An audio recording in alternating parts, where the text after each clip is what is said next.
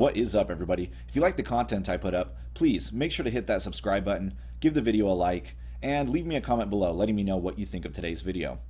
Alright, welcome to part 3. On this part, we're going to be going over the runes that I have equipped to the heroes that I said were going to be the most important heroes for this specific Grand Guild Tourney. Obviously, this video will get outdated in the future as new metas come out and stuff like that, but the cool thing is you could probably use this video just as a general guide, even past the Grand Guild Tourney moving forward. Now, what I'm going to do is I'm going to go over the ones that I think, like I mentioned, are going to be important for this Grand Guild Tourney. So there's going to be a lot of heroes that I don't go over, and I'm not going to go over a lot of detail. I really don't have time, and what I'd like to do in the future is make hero spotlight type videos or hero breakdown videos where I can spend a little bit of time on one specific hero. Like, for example, one of the ones that I have planned for the future is going over Lily. I want to go over her rune setup, I want to go over her stats, I want to go over her abilities, how to use her, how best not to use her, and so on and so forth. So for this video, like I mentioned, I'm going to try and keep it short and sweet, as short as humanly possible, and I'm going to focus only on the heroes that I think you're going to need for this guild tournament. So I have my list here, but I can just kind of scroll through and go through them as I see, and I know which ones that I have on the list here. So we'll just start out with Jin. My Jin is set up purely for attack. Now, I'm not the authority on how to rune every single hero in the game. I just want to be very, very clear about that. Some people have different rune setups than I do.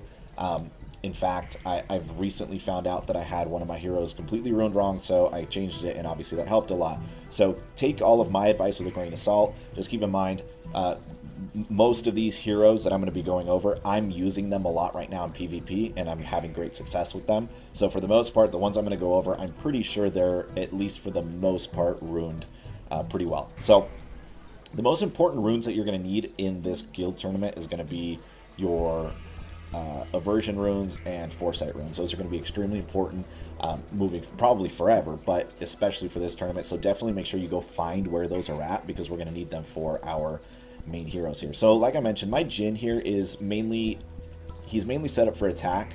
I do have these honor bound runes on him. One seems to be better than the other. I'm not really sure why, but that's just how it turned out.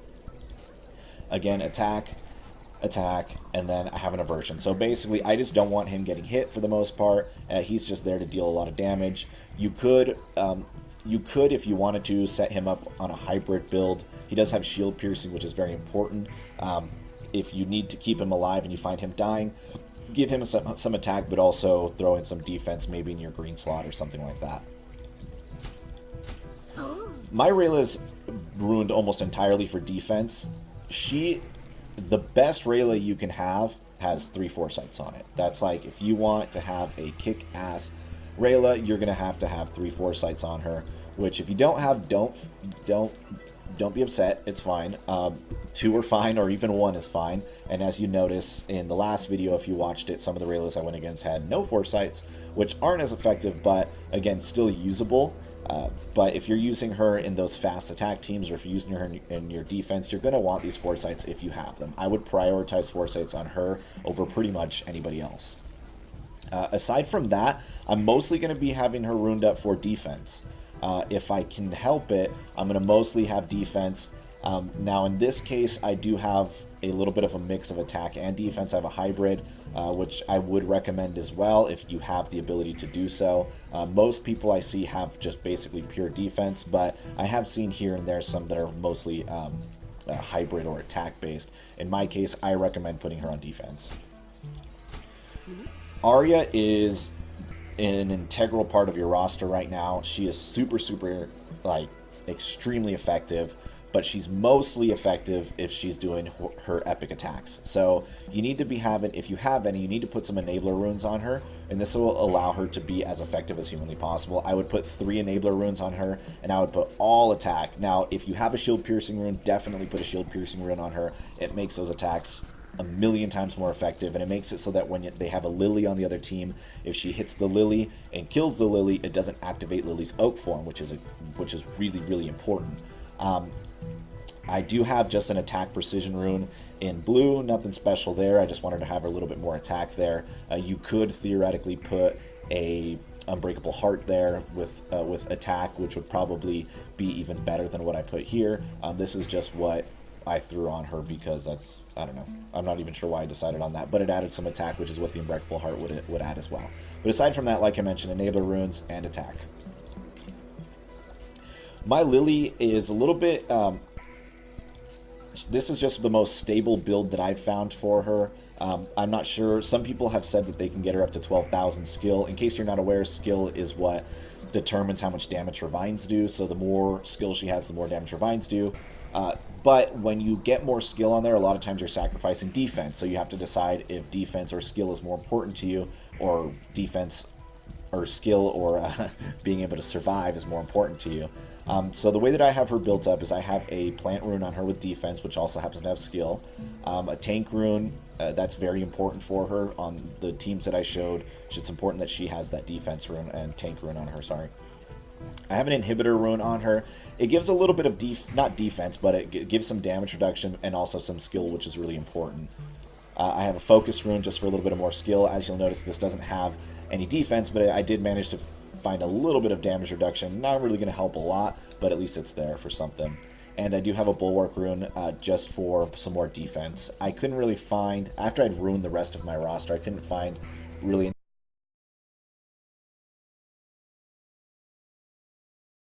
Alright, I'm back. My blue stacks crashed. I'm not really sure why. So moving on from Grove Lily, because there's not much more to talk about with her. Let's talk about, what's his name? Mortis. Pontifex. Pontifex Mortis. Pontifex is going to be most effective. If you decide to use him, I'm not going to be using him, but if you decide to use him, he's going to be most effective with Enabler Runes. You're at least going to want...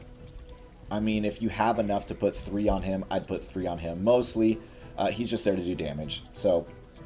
if you have him on a team with Reyla, you don't really need 3 because she has an ability that gives them 25% more towards more chance to do an epic attack. So you really only need 2 if you have him on a team with Reyla. So that's why mine only has 2. And then mostly just attack. I guess I have some defense. I did him hybrid just because he was dying a lot. But his epic attack does like a lot of damage. Mostly I'm just using him for epic attacks. I'm not really using him for his normal abilities. Obviously, Malice is extremely important. She's in pretty much almost every team that I mentioned. On her, I do have a Foresight rune. If I had another one, I'm going to check. I might have gotten one last event. I can't remember. But if I have another one, I might put another one on her. But I don't know that she needs more than one. And then aside from that, I have mostly attack and 1 festive rune on her. And I think this festive rune, if I remember correctly, is so that she can use Envious Rampage right away, I believe is what it's for. Or maybe it's... no, I think it's for Malevolent Strike, actually. I think she gets 1 extra energy because of Zulk, being on a team with Zulk. So that allows her to Malevolent Strike first turn, which will pretty much one-shot almost anything. So that's why I have one. If you don't have a festive rune to put on her, I don't think it's the end of the world, but I would if I were you. I also have an aversion rune on her. The aversion rune is very important. You do not want her getting hit if you can help it. Obviously, there's going to be times where you can't help it and she dies, and that's fine. Usually, in those cases, you have Arya on your team anyways, or you have like a Leo or Solaris that can bring her back if she dies anyway. So, regardless, that's how I have mine set up. If you want to see the stats... here are her stats. Like you can see, it's pretty much only attack in her case. For Therend, I have mostly attack. I have an Unbreakable Heart with attack, more attack. I do have a Shield Piercing rune because, again, mostly I'm doing basic attacks with him. And I do have an Enabler. You could put 2 Enablers on him. If you're using him with Darius, or not Darius, with Reyla, you might want to have an extra Enabler on him in one of these slots. I might end up doing that myself, but I don't think I'm going to be using him much, so I don't.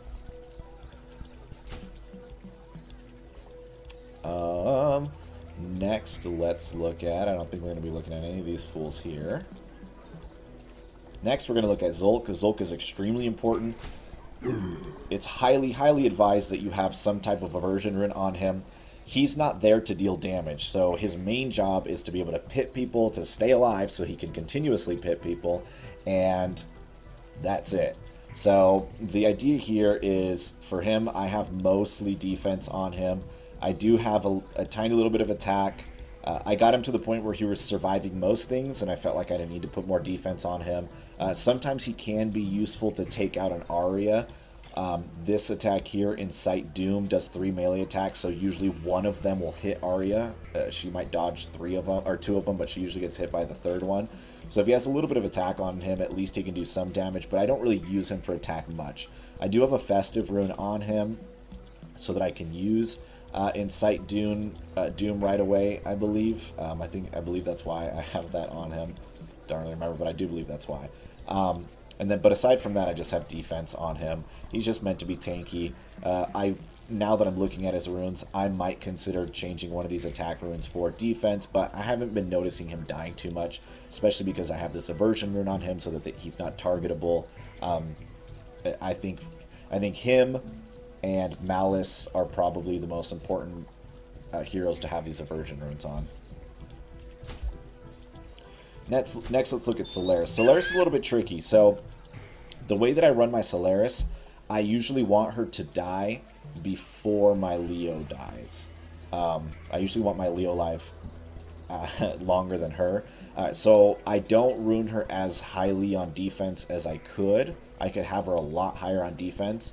But what I found is when I have her and Leo in similar defense, she tends to live more than he does, even though she doesn't have a aversion rune on her. I'm not really sure why. But what ends up happening is if Leo dies first and then she dies, if the whole rest of my team is wiped, I'm just basically SOL for that match.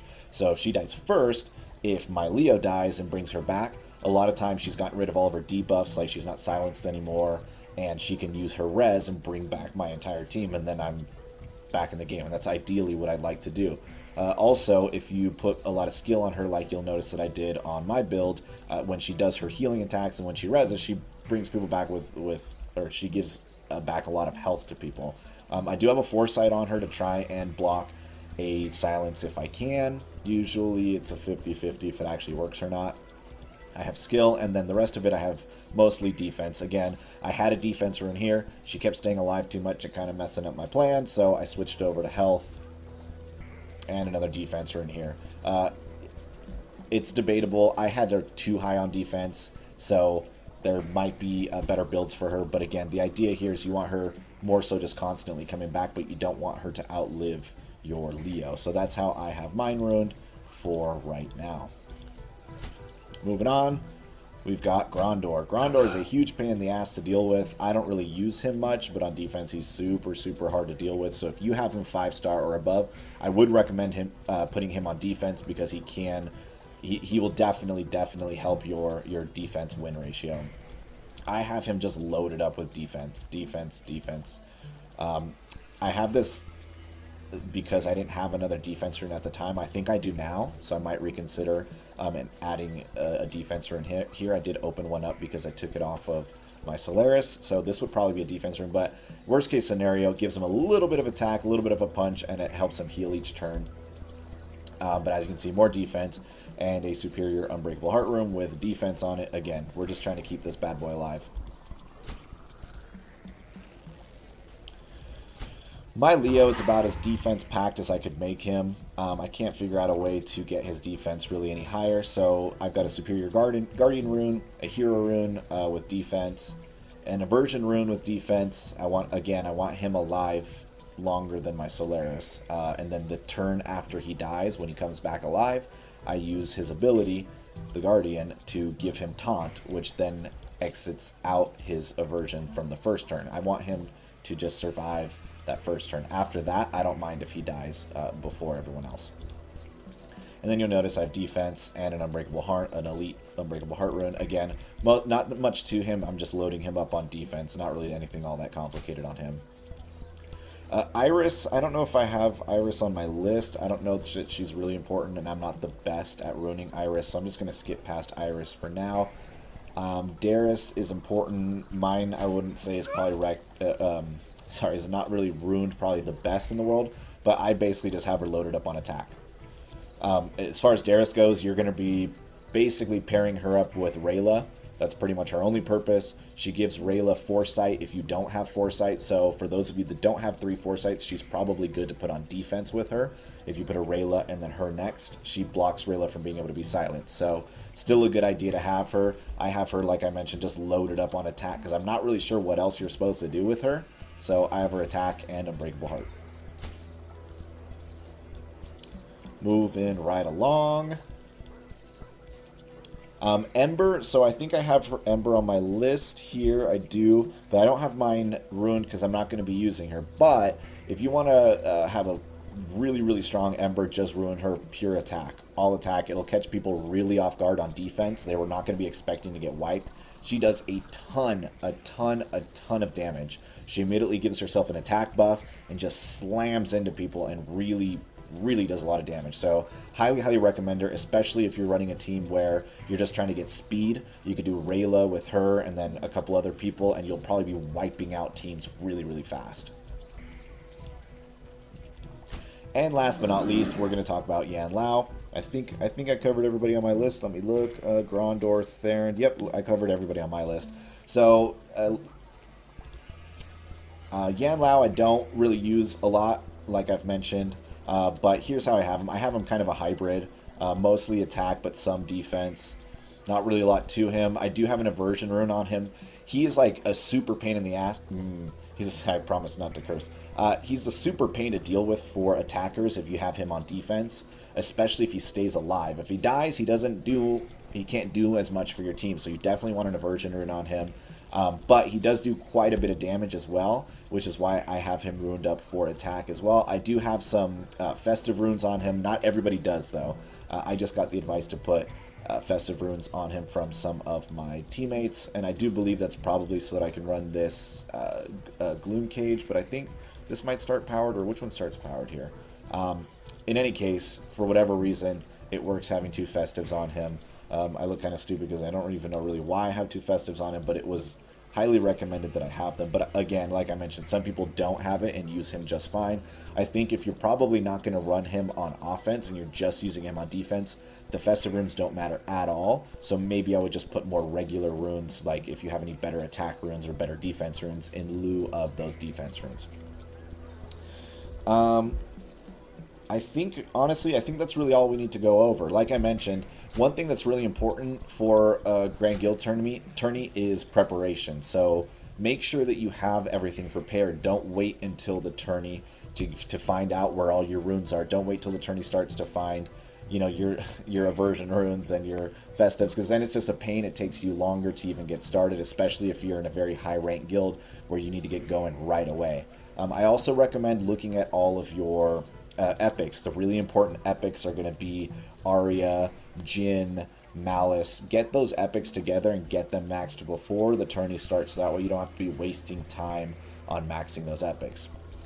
Anyways, I hope this little short little 3-part series helped you guys out. I will probably make these in the future. I'll probably make the part 1 or part 2 and part 3 part new anytime a new tourney comes out, because obviously it'll change, but that part 1 can pretty much apply to any Grand Guild Tourney. So again, I hope that helped, and if you guys like this video, please again make sure to subscribe, make sure to like the video, leave me a comment, let me know what you thought. I am gonna try making a lot more videos, so anytime that you guys interact with my video, it does help out a lot, and I'm gonna try and get a little bit more consistent with my release of these types of videos. So again, share with your friends. I'll talk to you guys soon. Peace.